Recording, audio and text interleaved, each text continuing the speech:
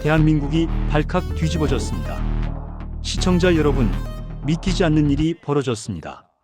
평양의 입 김정은의 상징이라 불리던 그 리춘희가 지금 대한민국 땅을 밟았습니다. 리춘희 일가의 도주국, 그 전말을 지금 단독 공개합니다. 남조선 국민 여러분, 나 리춘희입니다. 제가 목숨 걸고 가져온 평양의 추악한 비밀. 이 진실이 전 세계에 퍼져나갈 수 있도록 구독과 좋아요로 힘을 보태주십시오. 여러분의 관심이 북의 감춰진 가면을 벗기는 가장 강력한 무기가 됩니다. 700km. 평양에서 두만강 국경도시 회령까지 이어지는 그 길은 제 생애 가장 길고도 참혹한 유람길이었습니다. 평양을 벗어나 사리원, 함흥, 청진으로 이어지는 30개가 넘는 검문소. 매 순간이 목숨을 내놓고 걷는 길 같았습니다. 아들은 운전대를 잡은 채 땀을 흘렸고 며느리는 아이의 입을 연신 과자로 틀어막았습니다. 원수님의 특별 지시로 국경 경비대 위문 공연을 가는 길이다. 경비병이 차를 세울 때마다 저는 평소 방송에서 쓰던 그 쩌렁쩌렁한 목소리로 호통을 쳤습니다. 감히 원수님의 명령을 수행하는 길을 막겠다는 건가? 그 쩌렁쩌렁한 목소리에 경비병들은 사색이 되어 길을 열어주었습니다. 특히 길주 근처 보위부 검열단은 유독 집요했습니다. 경비병 하나가 차 안을 살피더니 며느리와 손주가 몸을 한껏 웅크리고 숨어있는 뒷좌석의 두툼한 담요로 손을 뻗었습니다. 이 밑에 있는 게 뭡니까? 확인 좀 해야겠습니다. 그 순간 아들의 손이 운전대 옆 권총 주머니로 서서히 옮겨가는 게 보였습니다. 걸리면 여기서 다 죽는구나. 심장이 멎을 것 같았지만 저는 오히려 더 당당하게 차 문을 박차고 내렸습니다. 그리고 그자의 눈을 뚫어지게 노려보며 쩌렁쩌렁하게 호통을 쳤습니다. 무례하다. 감히 원수님이 하사하신 위문품에 손을 대겠다는 건가? 내가 누군지 모르는 거야. 이 차가 길주 검열단 따위에게 검사받을 차로 보이는 거야. 제 서슬퍼런 기세와 가슴에 달린 훈장들의 경비병은 사색이 되어 손을 거두었습니다. 담요 속에서 숨도 못 쉬고 떨던 손주의 작은 몸짓이 경비병의 눈에 띄기 직전 제 목소리가 방패가 되어 가로막은 것입니다. 52년 동안 그자를 찬양하던 목소리가 처음으로 내 자식의 목숨을 구한 순간 저는 속으로 피눈물을 삼키며 다시 운전대를 잡은 아들에게 눈짓했습니다. 가자. 어서. 밤낮을 쉬지 않고 달려. 회령의 시커먼 산자락이 보였을 때 아들은 제 손을 잡으며 나직이 말했습니다. 어머니, 이제 저 강만 넘으면 우리는 진짜 배신자입니다. 하지만 그래야 준이가 삽니다. 위문 공연 준비를 핑계로 군인들을 따돌리고 드디어 어둠이 깔린 두만강 앞에 섰습니다. 12월의 강물은 얼음 덩어리가 떠다니는 지옥 그 자체였지요. 어머니, 제 발자국만 밟으세요. 아들이 얼음장을 깨뜨리며 앞장서 물길을 냈습니다. 아들의 등에 의지해 겨우 강 중간쯤 왔을까. 정막을 깨는 날카로운 고함과 함께 서치라이트가 우리를 덮쳤습니다. 누구냐? 게 서라. 고요한 새벽을 찢는 총성과 함께 제 오른쪽을 부축하던 아들의 몸이 크게 휘청였습니다. 아들의 종아리에서 터져나온 붉은 피가 차가운 강물을 적셨습니다. 어머니, 저를 놓으세요. 저 때문에 다 잡히면 준이는 어떡합니까? 아들은 이를 악물고 제 손을 거칠게 뿌리쳤습니다. 고통으로 하얗게 질린 아들의 눈빛은 보위부 장교가 아니라 제 새끼를 살리려는 아비의 절규였습니다. 빨리 가시라니까요. 제발. 우리 준이만이라도 살려주세요. 하지만 저는 피 섞인 강물을 들이키며 아들의 멱살을 잡았습니다. 이놈아, 어미가 어찌 자식을 버리고 간단 말이냐.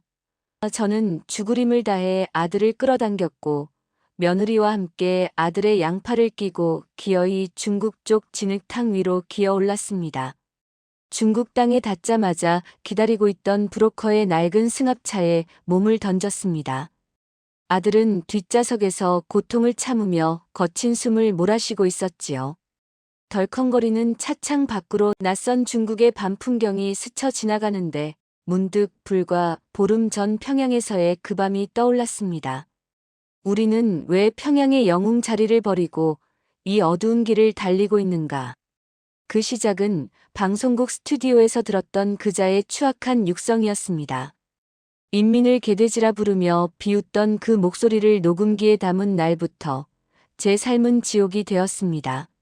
무엇보다 저를 공포로 몰아넣은 건 보위부 장교인 제 아들이었습니다.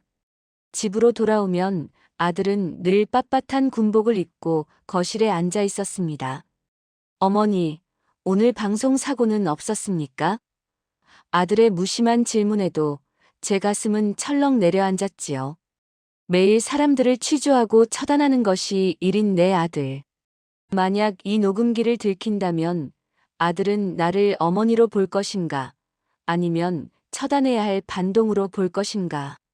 손녀 준이가 고열로 신음하며 하사품 약을 먹고 거품을 물었을 때도 저는 아들에게 그 약이 석고가루라는 사실을 차마 말하지 못했습니다.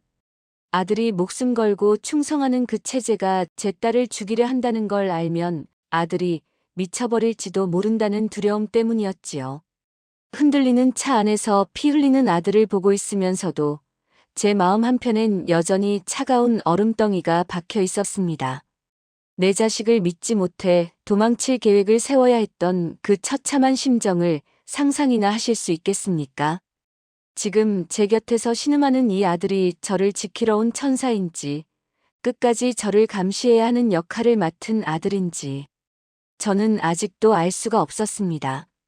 그렇게 저는 아들을 향한 지독한 의심을 품은 채 중국의 첫날 밤을 지새웠습니다. 보위부 장교였던 제 아들, 그는 평양에서 가장 냉혹한 사냥개로 불리며 체제를 지켰습니다. 하지만 저는 몰랐습니다. 그 빳빳한 군복 아래에서 아들의 심장이 얼마나 까맣게 타들어가고 있었는지 말입니다. 훗날 아들은 제게 고백했습니다. 그때의 어머니는 어머니가 아니라 당의 목소리를 내는 가장 무서운 감시자였다고요. 아들은 보위부 내부에서 이미 체제의 추악한 끝을 보고 있었습니다. 어제까지 함께 웃던 동료가 원수님의 초상화에 먼지가 앉았다는 이유로 온 가족이 수용소로 끌려가는 것을 직접 집행하던 아들이었습니다. 아들은 속으로 수만 번 외쳤답니다. 어머니, 제 손에 묻은 이 피는 씻기지 않습니다. 우리 제발 여기서 도망쳐요. 하지만 정작 제 앞에서는 굳게 입을 닫았습니다. 제가 공화국의 영웅이자 얼굴이었기에 아들에게 저는 언제든 자신을 당해 고발할 수 있는 체제 그 자체였기 때문입니다. 특히 아들을 무너뜨린 건 제 손녀 아들에게는 하나뿐인 자식의 일이었습니다. 아들은 이미 보위부 기밀로 알고 있었습니다. 원수님이 하사한다는 약들이 사실은 외국에서 버려진 폐기물을 들여와 포장만 바꾼 독덩어리라는 것을요. 전분 가루에 석고를 섞어 만든 가짜 약을 인민들에게 배급하며 그 비리를 눈감아주던 아들이 정작 제 자식이 그 석고 가루를 먹고 거품을 물며 죽어가는 것을 보았을 때 그 심정이 어떠했겠습니까? 아들은 밤마다 권총을 손질하며 TV 속에 저를 보았답니다. 장군님 은혜가 하늘에 닿아 라고 외치는 제 목소리가 아들에게는 제 자식을 죽이는 칼날보다 더 아프게 들렸다고 했습니다. 아들은 제가 완벽한 체제의 노예라고 믿었기에 저 몰래 아이만이라도 데리고 나갈 계획을 세우며 브로커를 접촉하고 있었습니다. 어머니는 당을 선택하시겠지. 내가 탈북하자고 하면 나를 보위부에 넘기실 거야. 아들은 그렇게 저를 의심하며 혼자서 사지로 나갈 준비를 하고 있었습니다. 우리는 한 식탁에서 밥을 먹으면서도 서로가 서로를 고발할까봐 두려워하는 지옥 같은 평양의 밤을 버티고 있었습니다. 어머니는 보위부 아들이 무서워 손주만 데리고 도망치려 하고 아들은 공화국의 얼굴인 어머니가 무서워 혼자 떠날 준비를 했던 기막힌 운명. 우리는 한 식탁에서 따뜻한 밥을 나누면서도 속으로는 서로의 손목에 수갑을 채우는 상상을 해야 했습니다. 그것이 평양이라는 거대한 감옥이 우리 가족에게 준 잔인한 형벌이었습니다. 가장 사랑하기에 가장 멀리해야 했던 우리 모자. 이 위태로운 동상이몽은 결국 운명의 그날 밤 예상치 못한 사건 하나로 인해 처절하게 깨지고 맙니다. 서로를 고발할까 두려워하며 숨죽이던 평양의 밤. 그 침묵을 깬 것은 손녀딸의 잦아드는 숨소리였습니다.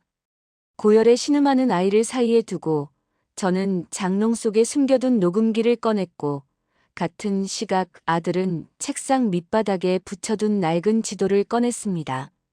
우리는 서로의 손에 들린 반역의 증거를 마주하며 그 자리에 얼어붙었습니다. 어머니, 이게 뭡니까? 아들이 제 손에 든 녹음기를 보며 낮게 떨리는 목소리로 물었습니다. 저는 더 이상 숨길 힘조차 없었습니다. 떨리는 손으로 재생 버튼을 눌렀고 방 안에는 그자의 비릿한 웃음소리가 울려 퍼졌습니다. 인민은 개돼지처럼 굶겨야 다스리기 쉽다. 아들은 그 목소리를 듣는 순간 제자리에 주저앉아 오열하기 시작했습니다. 어머니, 저도 알고 있었습니다. 보이부에서 제가 본 것은 규정에 따라 사라지는 존재들이었습니다. 저는 제 자식에게 독약을 먹이는 이 제복이 싫어 밤마다 죽고 싶었습니다. 아들은 품 안에서 꼬깃꼬깃한 지도를 펼쳤습니다. 거기엔 평양에서 회령으로 그리고 두만강을 건너는 탈출 경로가 피눈물 섞인 펜 자국으로 그려져 있었습니다. 저 혼자라도 아이를 데리고 떠나려 했습니다. 어머니는 당의 영웅이시니 제가 떠나면 신고하실까봐 무서웠습니다. 아들의 고백에 저는 아들을 끌어안았습니다. 아들아, 나도 내가 보위부의 명령을 따르는 사람이란 게 무서워 말을 못했다. 우리 손녀, 가짜 약에 죽어가는 저 아이를 살려야 하지 않겠느냐. 우리는 그날 밤 3대가 모여 서로의 손을 맞잡았습니다.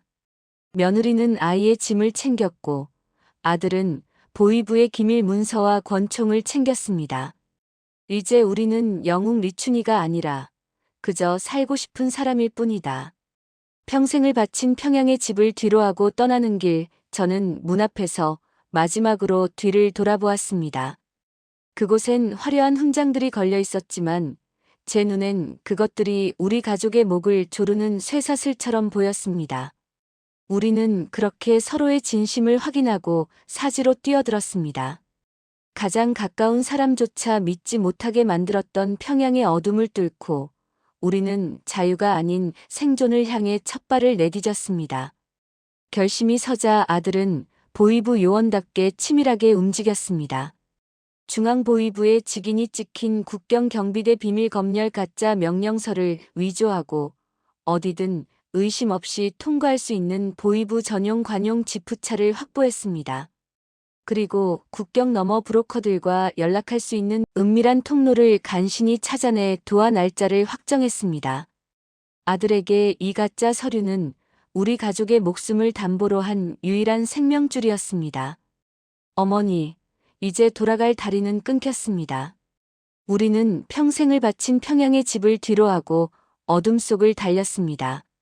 수많은 검문소를 지날 때마다 제 목소리는 가족을 지키는 유일한 방패였고 아들의 가짜 명령서는 경비병들의 입을 막는 무기가 되었습니다. 하지만 회령에 도착해 차가운 두만강 물속으로 뛰어들었을 때 그 화려했던 영웅의 가면은 비명과 함께 씻겨 내려갔습니다. 아들의 종아리를 관통한 총성, 그리고 붉게 물든 강물. 사선을 넘어 중국 땅 진흙탕 위에 처박혔을 때 우리를 기다리던 것은 낡은 승합차 한 대였습니다. 빨리 타라우. 공안들 들이닥치기 전이요. 브로커의 거친 외침과 함께 우리는 몸을 던지듯 차에 올랐습니다. 쾅, 문이 닫히고 차가 출발하는 순간 저는 본능적으로 깨달았습니다. 이제 돌이킬 길은 없다는 것을요. 12월의 차가운 밤 공기를 가르며 차는 남쪽을 향해 미친 듯이 달렸습니다. 우리에겐 단 1분의 여유도 없었습니다. 아들이 위조한 보위부 명령서는 길어야 사흘이면 들통날 시한폭탄이었으니까요. 아들은 총탄이 박힌 종아리를 움켜쥐고 낮게 신음하면서도 쉴 새 없이 창밖을 살폈습니다. 어머니, 이제부터는 시간 싸움입니다. 평양에서 추격조가 내려오기 전에 대륙을 빠져나가야 합니다. 중국의 삼엄한 검문소를 피해 우리는 국도가 아닌 짐승들이나 다니는 험한 산길을 타고 대륙을 종단했습니다. 낡은 승합차 안에서 며느리는 아들의 터진 상처를 독한 술로 소독하며 소리 없이 울었습니다.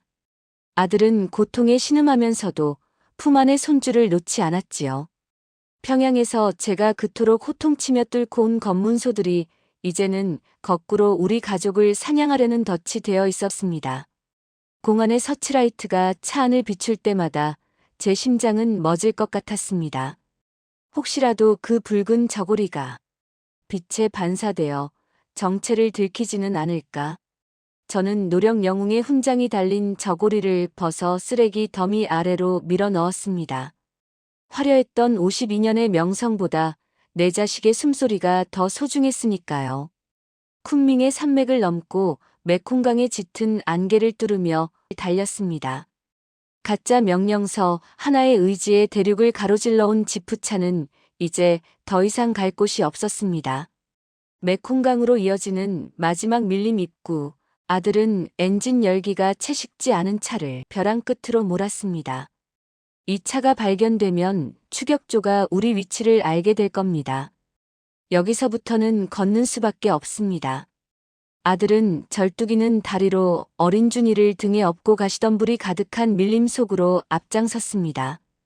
차창 너머로 시원하게 달리던 안락함은 사라지고 진흙탕과 벌레들이 우리를 덮쳤습니다.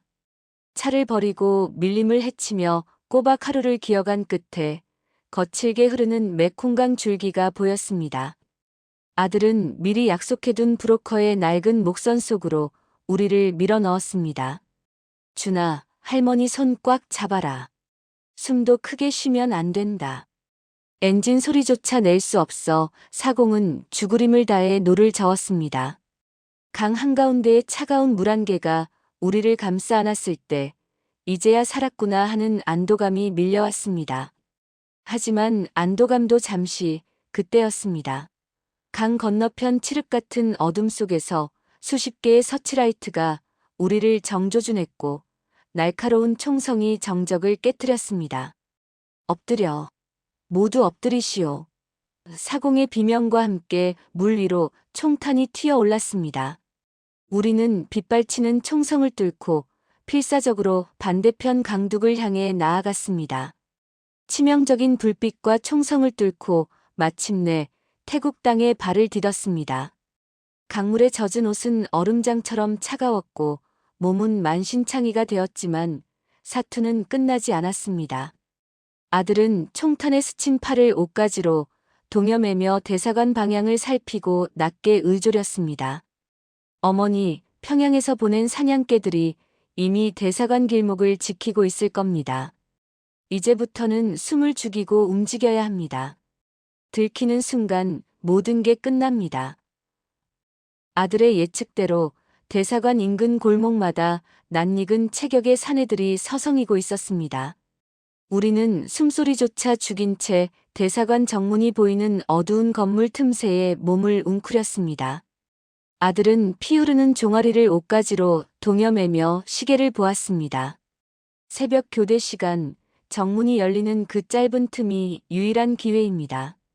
얼마나 지났을까 대사관 안에서 차량 한 대가 나오려는 듯 거대한 철문이 움찔거리며 열리기 시작했습니다. 그 순간 골목에 매복해 있던 북한 요원들의 시선이 문으로 쏠렸습니다. 지금입니다. 뛰세요. 아들의 외침과 함께 우리는 정문을 향해 전력 질주했습니다. 뒤편에서 우리를 발견한 보위부 요원들의 고함과 거친 발소리가 등 뒤까지 따라붙었습니다. 저는 대사관 CCTV 카메라를 향해 온 힘을 다해 절규했습니다. 나 리춘이요. 평양방송원 리춘이가 왔소. 문 여시오. 인터폰 너머로 정적이 흐른 것도 잠시 철문이 벌컥 열렸습니다. 아들이 준이를 안고 문 안으로 몸을 날렸고 북한 요원의 손이 제 옷자락을 낚아채려는 찰나 대사관 경비대원들이 저를 안으로 거칠게 끌어당기며 철문을 쾅 하고 닫아 걸었습니다. 철문 너머에서 문을 발로 차며 욕설을 퍼붓는 소리가 들렸지만 이미 늦었습니다.